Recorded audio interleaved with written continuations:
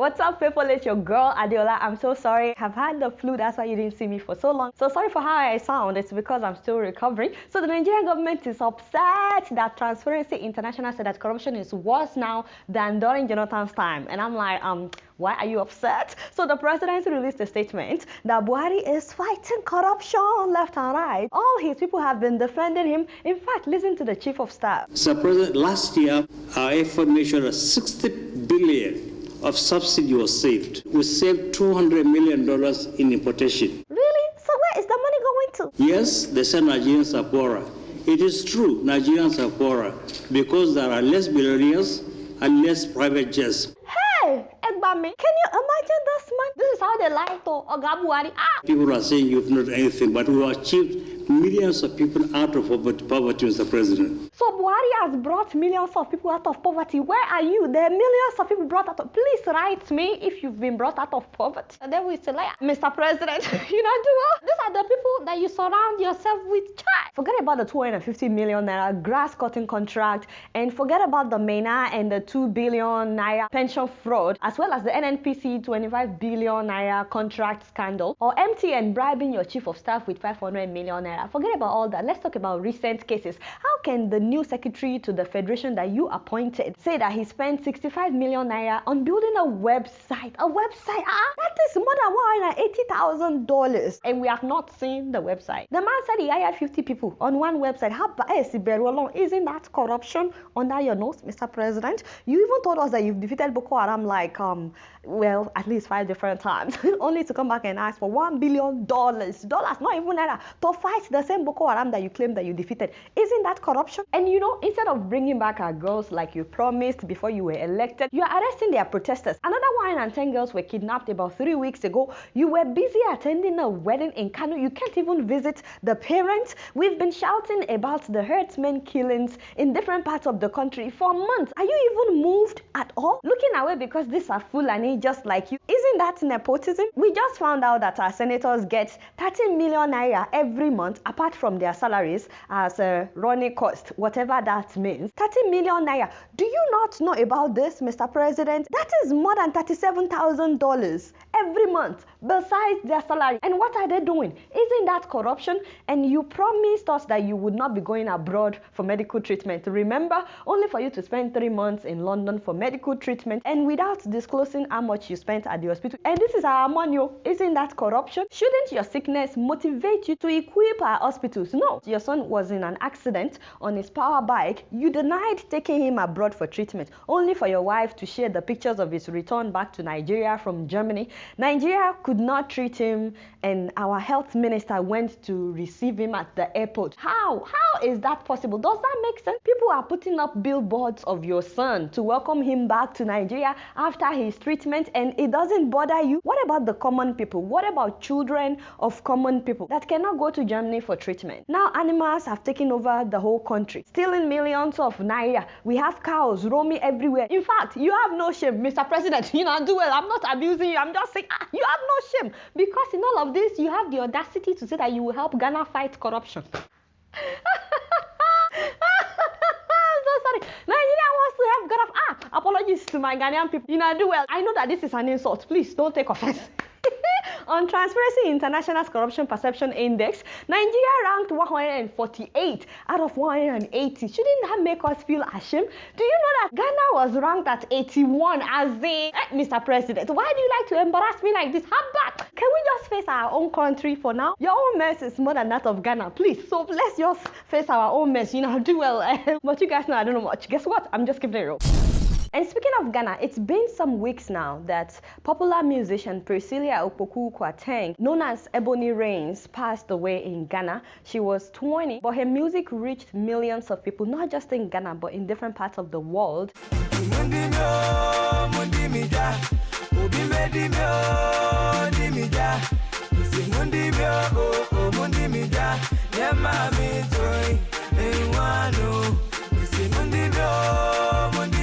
Yeah, Yeah, right? You can find more of her songs on YouTube. Very talented lady. It was literally a week to her 21st birthday. And I just would like to express our condolences on this show to her family members and as well to the people of Ghana. Please accept our condolences. Her best friend, Franky Kuri, who was 27, also died in that accident, as well as Ebony's bodyguard, Lance Corporal Von Atu Francis. Besides other things that she was doing, Franky, her friend, was actually a vlogger, making weekly videos on YouTube about current events in Ghana and even on politics, so you can still find some of the videos that she made. Franky has been buried.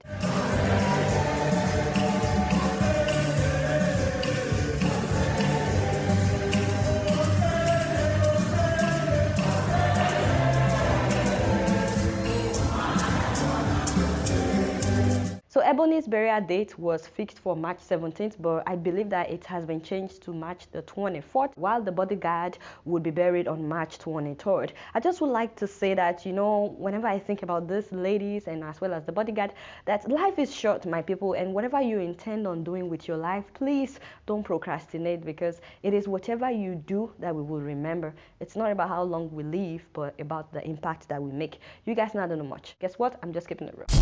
Still on Ghana, how is it possible? Maybe somebody can explain to me. Do you guys know that some pregnant women are taking medications to bleach the skin of their unborn babies? Honestly, the first time I heard this story, I was like, no, this cannot be true. But apparently, there is a skin lightening pill known as glutathione, which a lot of women are now taking to lighten the skin of their unborn babies. And I'm like, what the heck? Who came up with this kind of idea? Like, seriously, my Ghanaian people, we must do something about it. This is dangerous. Sadly, skin bleaching is not just common in Ghana. It happens in so many countries, and Nigeria is equally as bad. In a market in Lagos, business is booming in shops selling skin lightening products. According to the World Health Organization, 8 out of 10 women in Nigeria use skin lightening products, the world's highest percentage. But it's not only women who are obsessed with bleaching their skins. Men too are involved in the practice. But you know, forget about the side effects that a lot of people know, especially of chemical bleaching, like the thinning of the skin, as well as uneven color, redness, intense irritation, dark gray spots on the skin, skin cancer, kidney damage, liver damage. Forget about all that. I think that women, especially young women, as well as some men, I think we all need to be more deliberate as to who we allow to influence our perception of ourselves. I'm trying to say that be careful who you listen to. In this age, when African musicians continue to feature light-skinned women as the epitome of beauty, and when the beautiful women in African movies are usually light-skinned, and when some men look down on dark-skinned women and then they see a light-skinned woman and their eyes get big, my dear sisters, if you are dark-skinned, please, no matter what anybody tells you, please allow me to be the one to remind you today that you are beautiful, that you are perfect, you're enough, and you're powerful just the way you are. You have everything that you need to be great. Your skin color doesn't define you, and you know the best you can be is who you are. If you bleach in order to please people, you still will not be able to please them, because tomorrow they will find something else. They may say your nose is big, your stomach is big, whatever. I'm not telling anyone how to live their lives. You know, everybody is free to make their own decision. But personally, I think that we Africans, I don't think we had any problems with the color of our skin until colonization. Unfortunately, I think it went from, wow, these people are different from us, to, you know, this is how you have to look like in order to be considered beautiful. A lot of young people nowadays have low self-esteem because of how they were born, and it shouldn't be like that. If only you know the power that you have by virtue of who you are, you won't even sweat it for one day. You guys don't know much. Guess what? I'm just keeping it real. So moving on to Ethiopia, the people are fighting the state of emergency declared by the government. As you guys know, the government declared a 6-month state of emergency. People are like, say what? The people went on strike. Shops and businesses were closed. Taxi drivers, bus drivers, they all shut down. It was like ghost town in so many places as people observed a sit-at-home campaign, which of course had huge impact on the economy. And then the people went on the street to protest, despite the fact that they told them Despite the fact that they told them not to protest, they went on the street protesting, and the government sent policemen to scare them.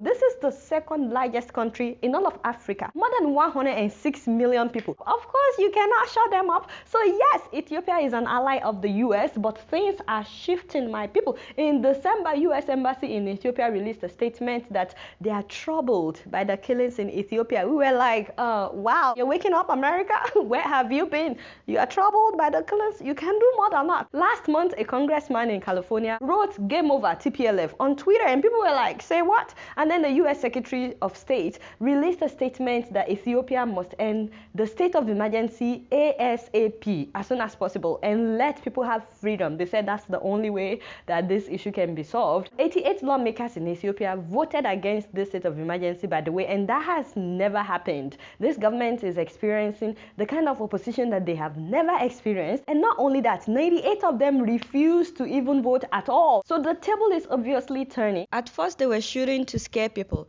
but despite all the warnings from the US and international organizations, some days after, soldiers opened fire on civilians. They killed 9 people in Mayale, and they also injured 12 others, while telling us that it was a mistake, that they thought that these were rebels. And because of these killings, people are now starting to flee to Kenya. There's a report that thousands of people have fled to Kenya. Very, very sad. And I just would like to express our condolences on this show. You guys not know much. Guess what? I'm just keeping it real. Moving on to Kenya, how is it possible? Please, somebody explain to your girl. How is it possible that doctors would perform a brain surgery on the wrong patient? Father, I know that you've seen this story. But please tell me how. Somebody explain to me. You know, there are some stories that I just cannot process or metamorphose the compound sentences using the medulla oblongata of my equilibrium. No, I cannot. The photosynthesis is too high. That is to say that this one passed me. My Kenyan people, help your girl. They did this surgery for hours, by the way, before realizing that they had the wrong patient. So if you went to the hospital for stomach pain, my people, and you were taken into the theater and they cut your head open and said that they were sorry, it was a mistake, what would you do? They said that the patient is recovering. By the way, in fact, they have discharged this patient. Enters John Deritu, the patient who was supposed to be operated upon by surgeons at the Kenyatta National Hospital, but instead it is Samuel Kimani who was wheeled to the theater for the head surgery. Kimani appears to be in a mild state of confusion. He had not been meant to undergo brain surgery. So they said that it wasn't the doctor's fault, that it's because of wrong patient labeling by the ward staff. Now this happened at Kenyatta National Hospital in Nairobi, less than 2 months after Kenya's health minister ordered an investigation into the claim that new mothers that were breastfeeding their children were sexually assaulted at the maternity ward. So it's not looking good right now. By the way, when the doctor and 3 other people that were involved were suspended, do you know that the rest of the staff went on protest? The registrars argue that their colleague was victimized, while the supervising consultant, who is also a senior doctor supposed to take responsibility, was not implicated. They are saying that, oh, the person that should be suspended is not suspended. The medics have vowed to boycott until their colleague is reinstated. The fact that the neurosurgeon knew how to open the brain, opened up a brain, looked into it and said, look, wait, there is no blood here. That's a competent doctor. I know I'm a Nigerian and we are not better off, but seriously, Africa needs to revamp our healthcare sector. At least in most African countries, because South Africa, you guys are doing well, but the rest of us, we really need to work on our healthcare, and we need to be more professional when it comes to how we take care of people. But I want to know what you guys think about this drama. Leave a comment below. Guess what? I'm just keeping it real. Moving on to Burundi, Mr. President, you're welcome to this show, Duel. Please don't take offense, this is just a question. It's not an insult. In case you're watching Mr. President, Duel, do you smoke something? Like, do you... Do you do any of that? No, it's okay to be honest with us, because you are confusing people. You are confusing us. You always talk about how you are a born-again Christian. In fact, your wife is a pastor. You see, your wife is an ordained pastor. But first of all, you are doing third term after allegedly rigging the election. How can born-again be doing third term? But that aside, Mr. President, is it true that you arrested some people because you were tackled on the soccer field? Sorry, my people. In case you don't know, the man loves soccer. He loves soccer. The man plays soccer 3 times in a week. 3 times. We don't know what else he's doing, but he plays soccer. In fact, he has his own soccer team. He calls them Hallelujah Football Club, Hallelujah FC. That is how deep he wants us to believe he is. That is how Jim is. He's a Christian brother. and they go on tour. Now, whenever they are playing soccer, they let the president score on purpose. Because nobody is allowed to tackle him. It is a law. You are not allowed to tackle the president. But recently he played with another team that belongs to the opposition party. And those ones were playing real ball. So they tackled the president. Baga. That was how the man arrested 2 government officials, from the opposition party. He arrested them. In fact, he charged them with committing conspiracy against the president. Is it by force to play ball? If you are looking for special treatment, Mr. President, either stay at home or go to the office and do your job. I'm tired. These people, they tire me. You guys know I don't know anything. Well, guess what? I'm just keeping it real. So last Sunday, I met a man that greatly inspired me. I'm talking about Charles Mully from Kenya. Shout out to my Kenyan people. This man's story has been made into a movie. And if you're yet to watch the Mully movie, please, you can rent this movie or you can buy it on YouTube or Google Play under movies and TV. But this story is so inspiring that it can change your perception about acquiring wealth or living the successful life. Honestly, I cried while I was watching this movie. And without telling you everything, because I want you to watch it, this man came from nothing and his parents abandoned him at the age of 6, and for 10 years he begged for food on the street. He slept on the street. The day that this man decided that he would commit suicide, someone invited him to church and he decided to go just to see. But that day he heard a message of hope, that there is a purpose for his life, and so he gave his life to Christ that day, and he decided to walk for 3.5 days. He walked on his feet until he got to a city, the city of Nairobi, where he found a good Samaritan that took him in. He started working, as a layman. He was later able to buy a taxi, and then another taxi, and then another one. And this man became a multi-millionaire. He married a beautiful woman. He had 8 children and traveled the world. Now, this was not included in the movie, but he told us that when he became wealthy, he went and found his parents who abandoned him at the age of 6 because they thought he would die. He was always getting sick, and he brought them into the city and built them a house. He built them a house, as in he forgave them, including relatives that refused to give him food. He forgave all of them, and he became so rich that he would take his family on vacation in America, Europe, Asia. He owned all kinds of companies and properties. He was changing cars like every few weeks. Until one day, his life was changed because street kids stole his car. And that reminded him of how he used to live on the street as well, begging for food. And he couldn't get it out of his mind for days. And do you know that because of that incident, this man sold all his businesses. He stopped working and he started bringing in street kids, fatherless children, abandoned children into his own house. He didn't start an orphanage or send them money or give them scholarship. He wanted to give them something that he didn't have when he was growing up, which is a father figure. So he became their father. And from taking in 2 children, they became 4, they became 10, 30, 50 children in his house. And every night he will go to the slums of Kibera and he will find a child that was left to die, and he will bring them home. He and his wife took care of these children. They gave them food, they put them in school, they bought them clothes, they taught them all kinds of vocational jobs such as sewing, painting. Some of these children were child prostitutes, some were drug addicts, but he brought them all in. Later they became 100. They became more than 100, and the house became too small for them, so they had to move to a countryside where they had more land. And then they got to 1,000 children, so they built them schools because he could no longer pay school fees of so many children. So they built their own primary school, their own secondary school. And do you know that their school is ranked one of the best in all of Kenya? And every year their school is rated as the best in their district. They even teach them karate. Can you believe that their karate team went to represent Kenya at the African Olympics? Honestly, this family went all out, and huge kudos to their 8 children. I cannot imagine that it was easy. And huge kudos to his wife for accommodating her husband. So they've been doing this now for 29 years. So 29 years.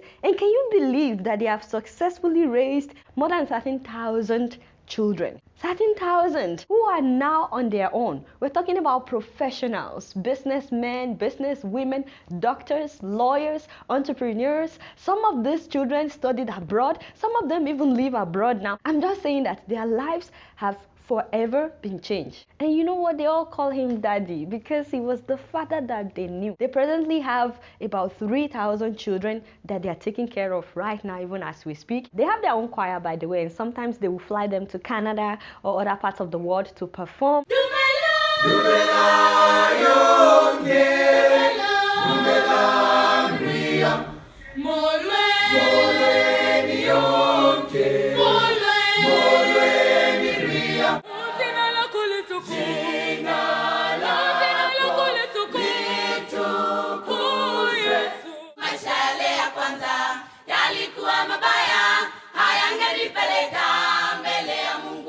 But you know, it wasn't easy. When you watch that movie, you would cry. There were times that they had no food. There were times that they had no money. There were times that they had no water, especially when they moved into the new location. But they kept going. People laughed at him. His friends said that he was crazy. Even his church abandoned him. They were telling him, you know, it's okay to help from afar. You don't have to bring them into your house. You know, please watch that movie if you can. Honestly, it's life-changing. We need more people like Mully. You know, the whole time I was watching that movie, I kept thinking about so many wealthy people that we have in my country, Nigeria, and the lives that they could change instead of buying private jets and preaching about prosperity. Honestly, I don't think that Mully has to preach to any of these children because, you know, action speaks louder than voice. Nobody can fight real love. Above all, this man is the definition of humility. I mean, he doesn't even know what he has done. He was so humble, and you know, in the movie, he decided that he would not depend on donors because he remembered what it was like when he used to beg. He said the beggar has no choice. He said he wanted this work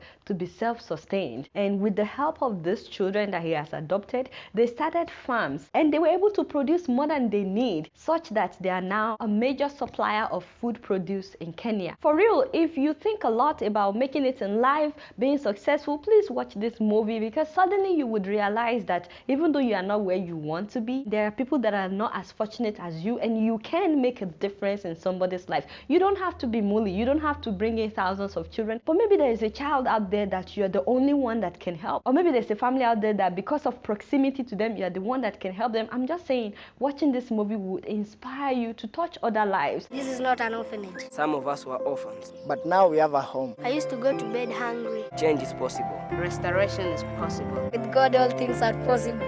Right here, I have learned this is true. Welcome to my home. Welcome to my family. The biggest family in the world. You guys know I don't know much. Guess what? I'm just keeping it real. Alright y'all, it's been real and I'm keeping it real right up in here. Don't forget to follow me on Facebook, Twitter, and Instagram. And please subscribe to my YouTube channel if you're yet to. Until next week, I'm gonna see y'all later. Peace out.